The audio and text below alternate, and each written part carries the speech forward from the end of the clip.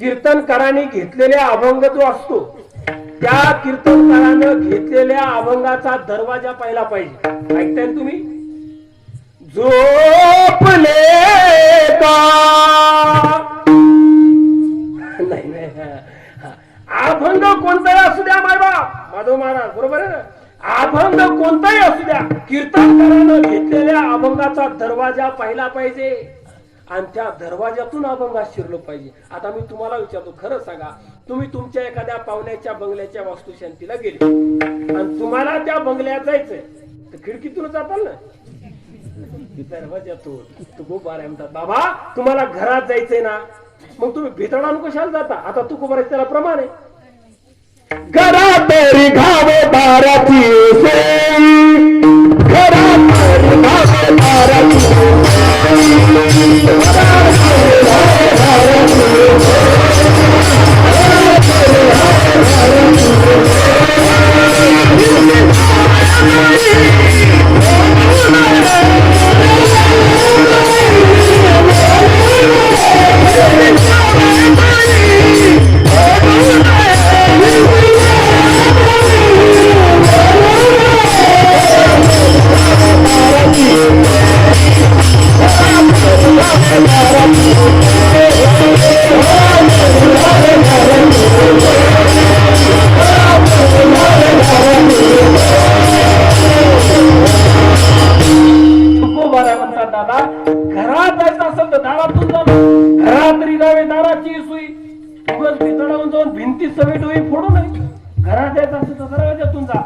अभंगात शिरायचा असेल तर अभंगाचा दरवाजा पहा आणि मग अभंगात शिरा. तसा आपल्याला आजच्या अभंगाचा दरवाजा पाहायचा. आता आपल्या सगळ्या चरणात काहीच कळत नाही, फक्त शेवटच्या चरणातला एक तुकडा आपल्याला लक्षात येतो. मासी व्याली घार झाली देखोनी मुक्ताई हसली. या अभंगात मुक्ताबाई असते एवढं कळते, म्हणजे आपल्याला येतोय अभंगाचा हा दरवाजा. तुम्ही जुने माणसं आहेत पा, तुम्ही कधीतरी हे ऐकलं असेल पा, काट्याच्या आणीवर वस्ती 3 गाव 2 ओसाड 1 वर. ऐकलं का तुम्ही? कधी कधी ऐकलं? काट्याच्या आणीवर वस्ती 3 गाव 2 ओसाड 1 वस्तीची ना. पुढे ऐका, घरी आले 3 पाहुणे 2 रुसले 1 जेवायची ना. घरी आले 3 पाहुणे 2 रुसले 1 जेवायची ना. आता याचा काय अर्थ होतो? दोंडीबा मला सरळ सरळ अर्थ काढला, याचा ढोबळ अर्थ काढला, वरवर अर्थ काढला तर असा होतो पहा. काट्याच्या आणीवर वस्ती 3 गाव 2 ओसाड. ओसाड म्हणजे वसलेच नाही आणि 1 वसेच ना. याचा अर्थ 3ही वसले, हा त्याचा सरळ अर्थ. पुन्हा घरी आले 3 पाहुणे 2 रुसले 1 जेवायचे ना. आता मला खरं सांगा, रुसलेले माणसं जेवतात का? तुमच्या इकडची माणसं जेवतात का रुसले? जेवणार जेवणार. अहो रुसलेले माणसं जेवतच नाही, मग 2 रुसले ते जेवतच नाही आणि 1 जेवायची ना. याचा अर्थ 3ही जेवले 3ही बसले, हा झाला याचा ढोबळ अर्थ, वरवर अर्थ. पण याचा तात्विक अर्थ काय? आता ऐका तात्विक अर्थ काय. तर तात्विक अर्थ असा होतो, हा आहे काळाचा प्रकार. काळ, काळ किती? पहिला काळ, दुसरा काळ, तिसरा काळ. वा जमलं. पहिला काळ आहे भूतकाळ. आता हा काळाचा प्रकार आहे मायबाप. ऐका, मग 2 ओसाड. आता 2 ओसाडातल्या एका ओसाडचा विचार करू. पहिला काळ भूतकाळ. भूतकाळ त्याला म्हणतात झालेला काळ, गेलेला काळ. भूतकाळ म्हणजे 1 ओसाड असं आहे मायबाप. भूतकाळ सांगतो मागं सगळं ओसाड पडलं. ओसाड पडलं म्हणजे अहो मागचे सगळे मेले, अहो मेले ना मागचे सगळे, मागं कुणीच शिल्लक राहिले नाही. आता त्याचं प्रमाण आहे का? आजा मेला पडदा मेला, आजा मेला पडदा मेला,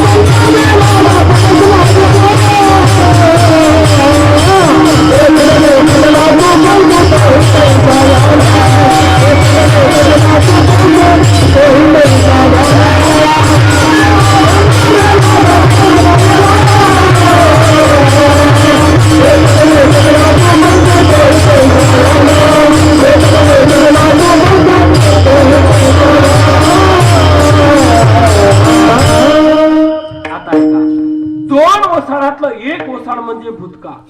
भूतकाळ सांगतो माग सगळं ओसाड पडलं. ओसाड ओसाड का पडलं? अहो सगळेच मेले ना माग. कोण मेलं? आजा मेला पणजा मेला, बाप मसना गेला. आजा मेला पणजा मेला, देखत देखत पाहतो तोही पैसा झाला. आपला सुद्धा आपला सुद्धा गौऱ्या हो मसनवट्यात गेल्या. नाही काहीला उशीर पुसली. चला भूतकाळ सांगतो माग कुणीच राहिलं नाही. माग सगळं ओसाड पडलं. आता कळलं एक ओसाड. आता खरं सांगा आपल्या गावात अशी किती घरं येतो भूतकाळातले किंवा आतातले? असे किती घर आहेत की ज्या घरात अजून माणूसच मेलं नाही? अशी किती घर आहेत आपल्या या कुंभार गावामध्ये? बोला बोला बोला बोला, किती घर आहे? एकही नाही माय बाप. कुंभार गावातच नाही, पूर्ण भारतात जरी फिरले तर तुम्हाला असं एकही घर सापडणार नाही की जिथं कोणी मेलच नाही. का? कुणाच्या घरात आजा मेला, कुणाच्या घरात पंजा मेला, कुणाचा बाप मसना गेला, आपला सुद्धा नंबर जवळ आपल्या सुद्धा गौऱ्या मसनवट्यात गेल्या. बस मला काय सांगायचंय, भूतकाळ सांगतो माग कुणीच राहिला. माग सगळं ओसाड पडलं. झालं 2 ओसाडातलं 1 ओसाड. आता 3 नंबरचा काळ कोणता आहे? कमीच काळ दिसतोय तुम्हाला. 3 नंबरचा काळ भविष्य काळ सुद्धा हेच सांगतो. जसा भूतकाळ माग ओसाड पडला कुणीच राहिलं नाही, तसं भविष्य काळ हेच सांगतो पुढे कुणीच राहणार नाही. त्याचे प्रमाण आहे का? पृथ्वीवरी थोर वारा सुंदाट सुटेल, थोर थोर पर्वत उडून जातील. भूतकाळ हे सांगतो दादा, जसं मागच्या भूतकाळात कुणीच राहिलं नाही तसं भविष्यकाळ सुद्धा हे सांगतो पुढे कुणीच राहणार नाही. थोर थोर पर्वत उडून जातील. म्हणजे भूतकाळ ओसाड पडला, भविष्यकाळ ओसाड पडणार. झाले 2 ओसाड. आता 1 वसेची ना. आता काळ कोणता राहिला? वर्तमान काळ. आता वर्तमान काळातले तुम्ही आम्ही 1 वसेची ना. वर्तमान काळात 1 वशीची ना, त्यामध्ये तुम्ही आम्ही आलो. आता खरं सांगा, भूतकाळ ओसाड पडला, भविष्यकाळ ओसाड पडणार आहे. आता तुम्ही आम्ही 1 वसेची ना. मागचे गेले पुढचे जाणार. आता आपण वर्तमान काळातले राहणार आहेत का? बोला, इथलं कोण कोण राहणार आहे? अहो सगळंच जायचं, प्रत्येकाला नंबरवारी जायचंय. कवाली पहा माधव महाराज. जिंदगी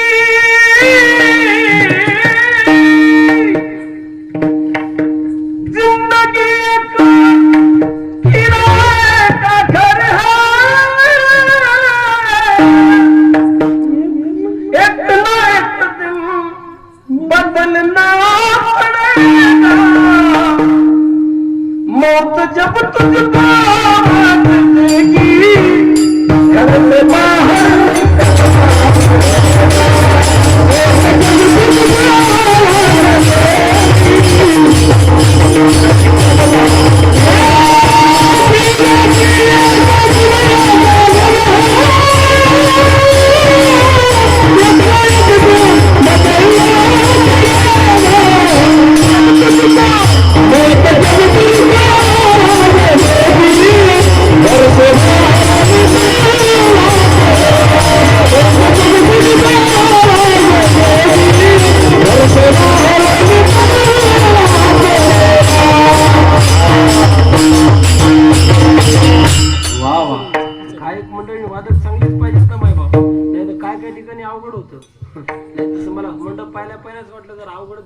तसं काय नाही. मंडपासारखं तसं काय नाही. पण काय काय गावात दिखावाच असतो, काही काही ठिकाणी दिखावाच असतो. माणसानं दिखाव्यावर जायचं नाही. दिखाव्यावरून लोक आपली किंमत करतात, पण देवाजवळ दिखावा चालत नाही. देवाजवळ ओरिजिनलपणा असतो, तिथं देव किंमत देतात. इथं दिखावा नसला तरी मात्र ओरिजिनलपणा आहे. नाही काय काय गावात साथीदार भेटतात ना माय बाप. कीर्तन असतं कुंभार गावामध्ये, कीर्तन असतं कुंभार गावामध्ये, आणि प्रमाण असतं नरसी मधलं. मध्ये कीर्तनाचा प्रमाणाचा काय मेळ लागत नाही, पण अतिशय सुंदर गायक वादक येत पाहिजे. काय काय माय बाप, हे गाणं वाजवणं एवढ्या सोप्या गोष्टी नाही. लोकायला ऐकायला बरं वाटतं, लोकायला सोपं एकच वाटतं, जाता जाता झटकत झटकत चुका काढायचं. जमलंच नाही का ना, तू येऊन बघ. नाही तू येऊन बघतो का, वाजवाय तू येऊन बघ, गायला तू येऊन बघ, कीर्तन करायला तू, लोकायला चुका काढायला सोबत, लोकायला 2 मिनिटाची सूचना द्यायला जमत नाही, शेवटची सूत्रसंचालन जमत नाही. एका गावात कीर्तन झालं पाटील, आणि कीर्तन झालं, एक माणूस सूत्रसंचलनासाठी पुढे आला, म्हणला महाराज वा, अरे आपल्या गावात अतिशय सुंदर कीर्तन झालं, हरिभक्त पाय श्रीराम महाराज कुठे, अतिशय सुंदर कीर्तन केल्याबद्दल माझ्यातर्फे, माझ्या परिवारातर्फे, गावकऱ्यातर्फे महाराजांना भावपूर्ण श्रद्धांजली वाहतो. काय म्हणले ते, महाराजांना भावपूर्ण श्रद्धांजली वाहतो. 2 मिनिटाचं सूत्रसंचलन जमत नाही, आणि एवढं गाणं सोपं आहे का, एवढं वाजवणं सोपं आहे. कुठून निघलं, यांनी चांगलं गायल्यावर निघलं. जिंदगी एक किराए का घर है, एक न एक दिन बदलना पड़ेगा, मौत जब तुझको मारनेगी, घर से बाहर निकलना पड़ेगा, मौत जब तुझको मारनेगी, घर से बाहर निकलना पड़ेगा.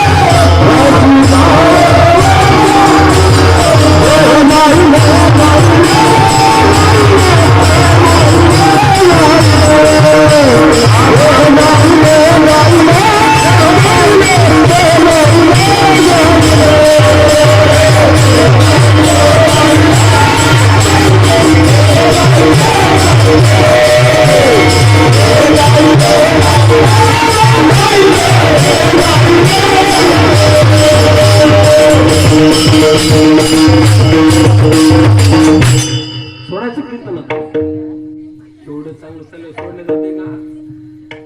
देह जाईला जाईला जाईला, देह जाईला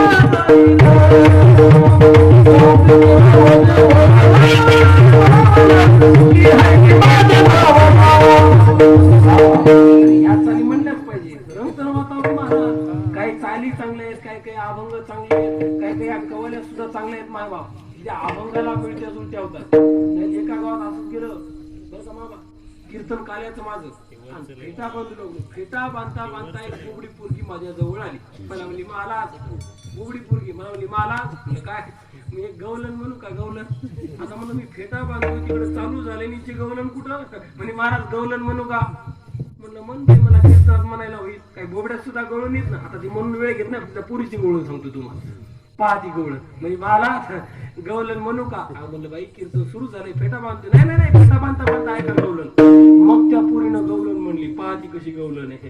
ती म्हणे मला गेले बाई उसाच्या मल्यात, गवलन गेले बाई उसाच्या मल्यात, आलं बाई पाकुल्यात धुन, गेले बाई उसाच्या मल्यात, आलं बाई पाकुल्यात धुन, दिल्या बाई नवल्याला कलून, गेला बाई नवला म्हणून. काय म्हणली ती, गेला बाई नवल्याला कलून, गेला बाई नवला म्हणून. एवढा नाही थांबली ती, आता काय करायचंय ललून, आता काय करायचंय ललून, गेलं बाई दुसरा कलून. अशा गवळणी म्हणल्यावर कसं व्हिडिओ सांगा ना. म्हणजे काही काही कवाला सुद्धा आमच्या अभंगाला पैसा होते. मी कवाली म्हणली माधव महाराजांनी प्रमाण दिलं. काय कहाणीचा काय अर्थ आहे? जिंदगी एक किराए का घर है, एक ना एक दिन बदलना पडेगा. त्याला लागूनच प्रमाण आमच्या संतांचं. देह जाईल जाईल जाईल त्याची करवा खाईल त्याची करवा खाईल.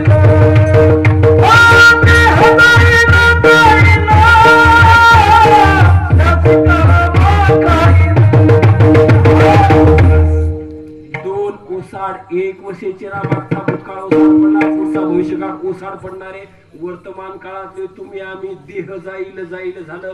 2 ओसाड 1 वर्षाची ना, हा त्याचा तात्विक अर्थ झाला. आता अजून तुमच्यासाठी एक नवीन सांगतो, तुम्ही हे सुद्धा ऐकलं असेल पा. मुंगी वेली सिंगी झाली तिचे दूध किती, 17 रांजण भरून गेले प्याले 12 हाती. हे ऐकलं का तुम्ही कधी? म्हणजे कानावर तर गेला असेल ना. मुंगी वेली सिंगी झाली तिचे दूध किती, 17 रांजण भरून गेले प्याले 12 हाती. पुन्हा काय, आम्ही लटिके न बोलो वर्तमान खोटे. आता याचा काय अर्थ मला खरं सांगा. मुंगी वेली सिंगी झाली, जर मुंगी वेली तर तिच्या पुढे सिंगी होत, बोला बोला, तिच्या पुढे सिंगी होत नाही. जरी झाली तर तिचं दूध 17 रांजण निघत, जरी निघलं तर ते 12 हातीला पुरत. हे सगळं खरं, हे सगळं खरं नाही. माझं जे नाही म्हणले ते ऐका, हे खरं नाही जे म्हणले ते ऐका. आता नामदेवराय म्हणता, तुम्ही जर याला खरं नाही म्हणता, तुम्ही जर याला खोटं म्हणता, तर तुम्ही तुमचे पूर्वज नरकात घातले. मी नाही म्हणत, नामदेवराय म्हणतात विष्णू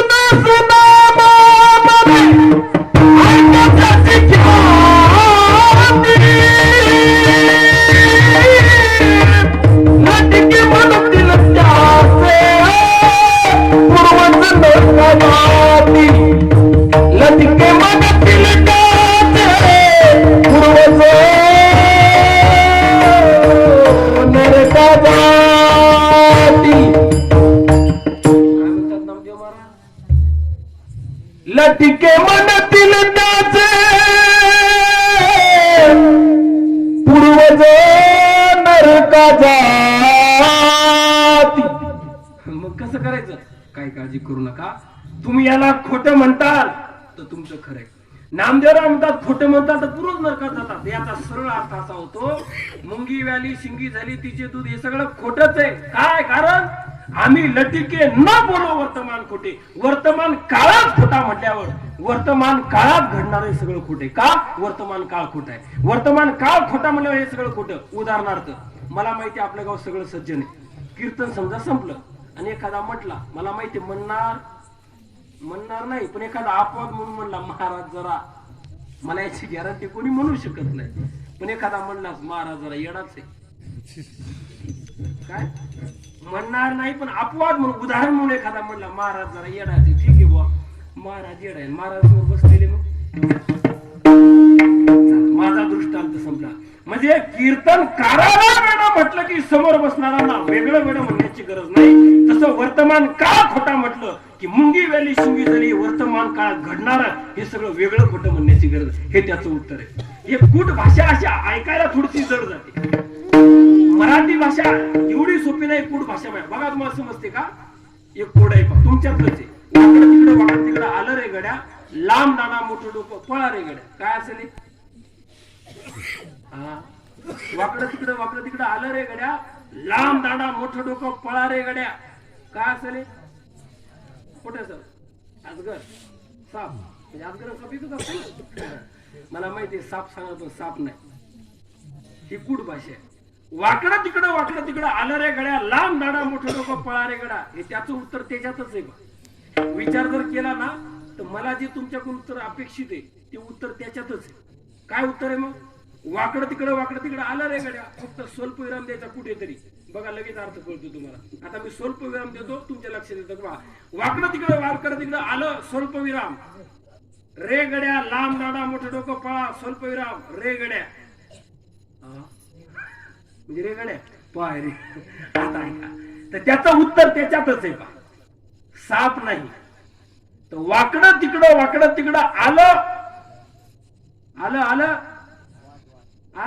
आलं म्हणजे वाट नाही, आलं म्हणजे अद्रक. तुमच्याकडे आलं माहिती ना, अद्रकीला काय म्हणतात? आलं. मग आलं कसं असतं? चौकोनी असतं का? बर गोल त्रिकोणी मग कसं वाकडं तिकडं आलं त्याच्यातच उत्तर दे पुढं लांब डोकं मोठं डोकं लांब दांडी मोठं डोकं पळारे गड्या ह्याच्यावर तुम्हाला साप वाटला पण त्याचं उत्तर त्याच्यात लांब दांडा मोठं डोकं पळारे गड्या म्हणजे आता महिला मंडळीने जर 4 माणसाची घरातली भाजी केली तर कशाने वाढता बोला कशाने वाढता पळीनं आता एवढ्या मोठ्या समाजाची भाजी केली मग कशाने वाढावं लागल हलवावं लागल कशानं पळीचा नवरा पळा लांब दांडा मोठं डोकं पळारे म्हणजे ही कुठ भाषा आहे तसं मुंगी वाली शिंगी झाली त्याचं उत्तर त्याच्यातच आहे लटिके ना बोलो वर्तमान तसं आपल्याला आजच्या भागाचा दरवाजा शोधायचा आहे आणि आम्ही मुक्ताबाई म्हणते देखो नाही मुक्ताई असेल मुक्ताबाईची आई साहेब तुम्ही आजच्या अभंगात हसताय हे आपल्या अभंगाचं प्रवेशद्वार आहे हसताय ना तुम्ही मग तुम्ही असं काय नवल पाहिलं असं तुम्ही काय आश्चर्य पाहिलं ते आश्चर्य पाहिलं तुम्हाला हसू आलं त्या अभंगाचं पहिलं चरण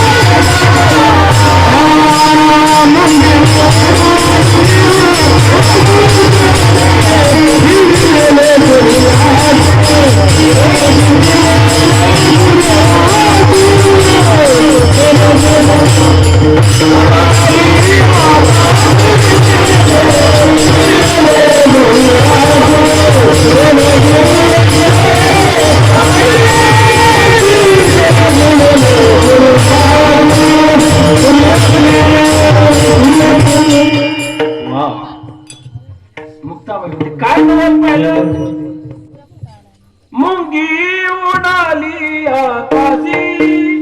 उडाली आकाशी नवल पाहिलं काय केलं तिने गिळले सूर्यासी आता खरं सांगा मुंगी आकाशात उडत नसते बरी उडली तर ती सूर्याला गिळत नसते तरी मुक्ताबाई मी पाहिलं कोणती मुंगी आजच्या अभंगातली जी मुंगी या अभंगामध्ये मुक्ताबाईनं रूपक केले रूपक मायेला मुंगीची उपमा दिली मायेमध्ये मुंगीमध्ये काय सादृश्य उपमा देण्यासाठी सादृश्य असावं लागतं मायेमध्ये आणि मुंगीमध्ये काय सादृश्य तर ऐका मायबा मायेमध्ये मुंगीमध्ये हे सादृश्य मुंगी जर नजर गेली असेल तर सामान्य नजर गेलेल्या माणसाला मुंगी डोळ्यानं दिसत नाही तशीच माया आहे माया डोळ्यानं दिसत नाही शब्दानं सांगता येत नाही पहिलं सदृश्य अजून काय मुंगी छोटासा जीव आहे, डोळ्यानं दिसत नाही, पण शेतकऱ्याच्या शेतात जर गेली तर पाच पाच कार्य करते.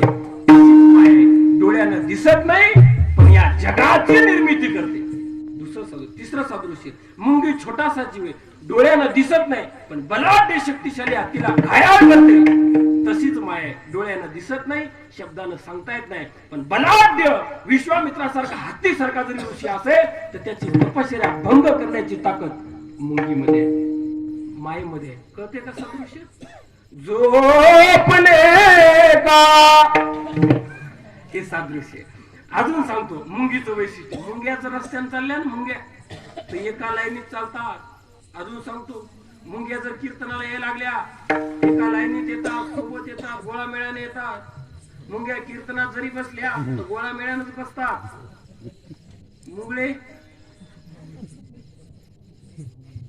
मुंगळ्याचं तसं नाही. मुंगळे सोबत येत नाही, सोबत बसत नाही, चार इकडं चार तिकडं. मी मुंगीचं सांगते तुम्हाला. मुंगी डोळ्यानं दिसत नाही, मायेला मुंगीची. मग या मायारूपी मुंगीनं काय केलं? उडली म्हणजे काय केलं? ही मायारूपी मुंगी ज्ञानरूपी सूर्यावरती उडाली. ज्ञानाला जी झाकून टाकत असतं ती माया असते. मग या मायेनं ज्ञानावरती आवरण टाकलं म्हणजे ज्ञानरूपी सूर्य मायारूपी मुंगीनं गिळून टाकला. वास्तविक पाहता ओरिजिनल ज्ञानावर माया आवरण टाकू शकत नाही, ते अज्ञानच असतं. याच्या चार प्रकार आहेत पहा. आपला कोणत्याच नंबर लागतो पहा. एक आहे ज्ञानातला ज्ञानी, दुसरा आहे ज्ञानातला अज्ञानी, चौथा आहे अज्ञानातला ज्ञानी, आणि तिसरा अज्ञानातला ज्ञानी, आणि चौथा आहे अज्ञानातला अज्ञानी. आपला कोणत्याच नंबर लागतो? ज्ञानातला ज्ञानी अजिबात नाही. बरं, ज्ञानातला अज्ञानी त्याच्यात नाही, अज्ञानातला ज्ञानी त्याच्यात नाही. आपला नंबर एकच लागतो, अज्ञानातला अज्ञानी. आपण अज्ञानातले अज्ञानी स्वतः जास्त ज्ञानी समजतो. काही काही माणसं एवढे अज्ञानी पाटील त्यांच्या अज्ञानाची गणनाच करू शकत नाही. एवढे अज्ञानी हो, काहीच कळत नाही. काही माणसाला एका गावात मूर्खाची मिटिंग भरली. एका गावात मूर्खाची मिटिंग भरली. ते म्हणलं, अरे आपल्याला सगळ्या गावानं मूर्ख ठरवलंय ना, मग आपण मूर्खाची मिटिंग घेऊ आणि आपला 5 वर्षाचा अध्यक्ष करू. कोण म्हणलं असं? मूर्ख. त्या मूर्खाची मिटिंग झाली, 5 वर्षाचा अध्यक्ष झाला. 11 वाजायला 5 मिनिटं कमी असल्यामुळे त्या अध्यक्षाचे 5 वर्ष संपले.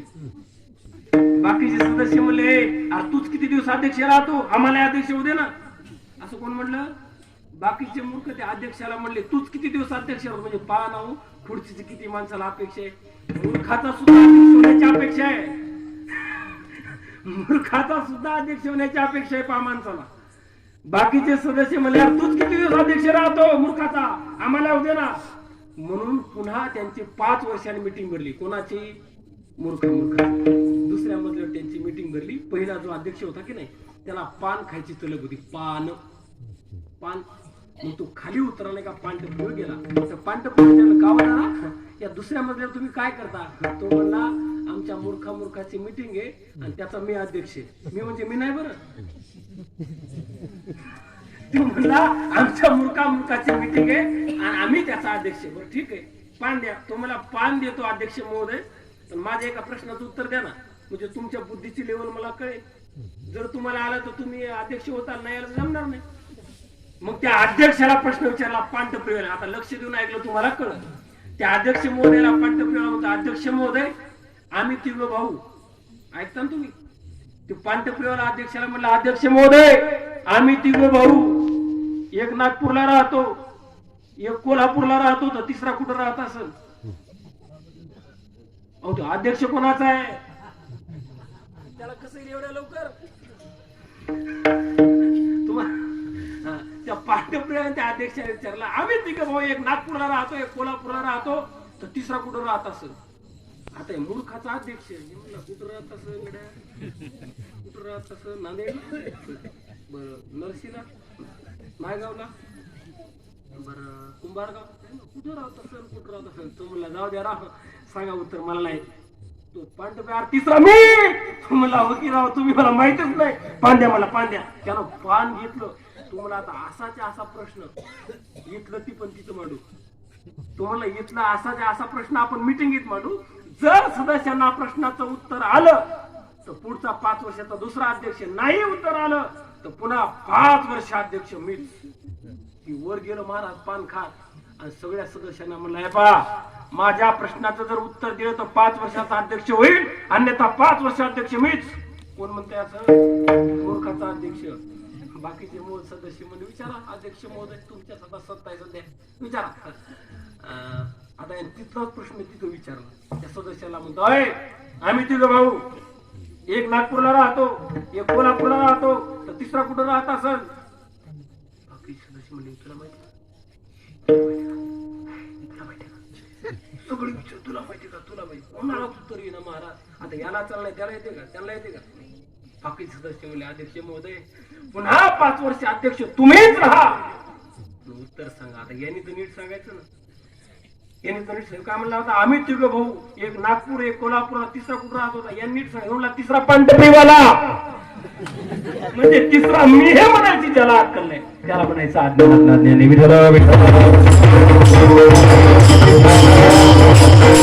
तुमच्या हे काही काहीच्या डोक्यावरून किरडे दिसते, लक्ष देऊन नाही ऐकल्यामुळं. तुमच्यासाठी दुसरं, श्याम आणि राम नावाचे 2 मित्र कॉलेजला गेले शिकायला. राम हुशार, श्याम वेडा. राम हुशार, श्याम वेडा.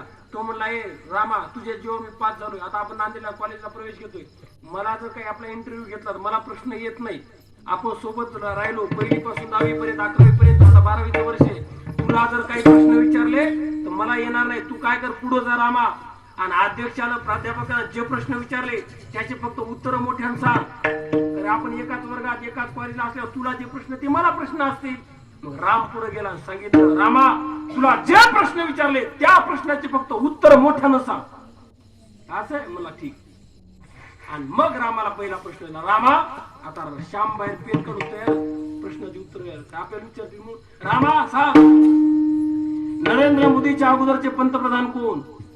त्यानं श्यामाला ऐकू जाऊन सांगितलं, डॉक्टर मनमोहन सिंग. बाहेर लिहून घेतलं, डॉक्टर मनमोहन सिंग. पहिल्या प्रश्नाचं उत्तर. दुसरा प्रश्न विचारला, का रे भारत स्वतंत्र कधी झाला? रामानं त्याला ऐकू द्यायला सांगितलं, 1942 पासून चळवळ सुरू होती, 1947 साली झाला. यानं दुसऱ्या प्रश्नाचं उत्तर लिहून घेतलं श्यामानं बाहेर. दुसऱ्या